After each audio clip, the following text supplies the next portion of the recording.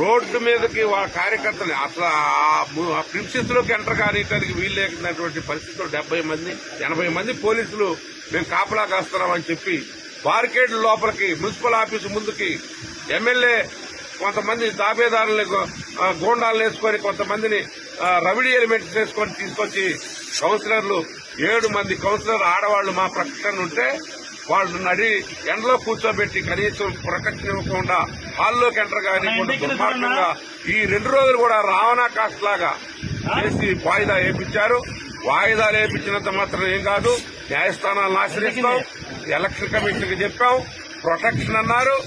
Protection ఏంటంటే మా party ఆఫీసులో కూర్చొని మేమంతా కూడా నడుచుకుంటూ వెళ్తాం. మేము ఎక్కడైతే ఎలక్షన్ హాల్ ఉందో ఆ మున్సిపల్ ఆఫీస్కి వెళ్తామంటే వాళ్ళు కనీసం మమ్మల్ని ఎలో చేయకోకుండా మాకు రక్షణ కల్పించుకోకుండా కల్పించినట్టు అభూత కల్పన చేస్తా ఉన్నారు.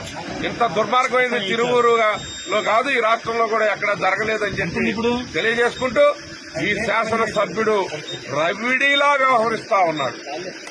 రవిడీ కంటే అన్యాయంగా ఇంకా దౌర్జన్యంగా అతనే ముందుకు దూసుకొస్తా ఉన్నాడు, ఉరుకులు పెడతా ఉన్నాడు. ఎల్లకాలం ఇట్నే ఉండదు.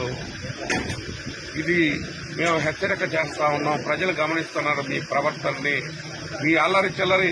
దాదాపు తిరువూరు ప్రశాంతమైన తిరువూరులో ఇప్పుడు రవిడీ రాజ్యం వెళ్తా ఉన్నారు.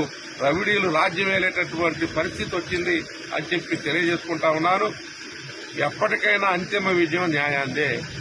డెఫినెట్ గా ఎమ్మెల్యే శాసనసభ్యుడు చేస్తాడండి.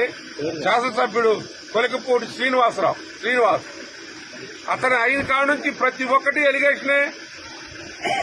ఆయన ఆడవాళ్ల మీద దౌర్జన్యం చేస్తాడు. అదేవిధంగా ఈ రోజు కౌన్సిలర్ని బహిర్గతంగా పోలీసు సపోర్ట్ తోటి లాక్కెళ్లినటువంటి సందర్భం. ఆ అమ్మాయి వైఎస్ఆర్ జిందాబాద్ అంటున్నా, నేను వైఎస్ఆర్ పార్టీకి ఓటేస్తున్నట్టున్నా. భర్త కంప్లైంట్ ఇచ్చాడని చెప్తారు. భర్తకి మేము చెప్పాం, భర్తను ప్రజెంట్ చేయండి అని చెప్పాం. లేకోకుండా పోలీసులు